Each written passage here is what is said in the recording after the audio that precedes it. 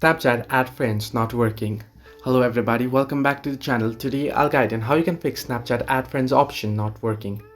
Now, it's quite simple. If you are using the outdated version of Snapchat, then this glitch might occur. So what you want to do is make sure your app isn't outdated and your app is updated to the latest version. Now to do so, simply head into your Play Store or App Store and they're searching for Snapchat here, and on this Snapchat you'll find the update option instead of open option. If your app isn't updated, simply update it to the latest version and it will auto install itself once you tap on update. However, if this isn't the issue, then it might be a glitch or a bug. You might want to reset the app.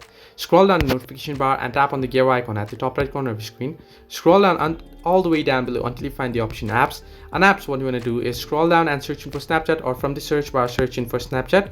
Once you're on Snapchat, open it up and you'll be headed into app info of Snapchat. On there, what you want to do is head into storage option, and on storage at the bottom of your screen you'll find the option manage storage.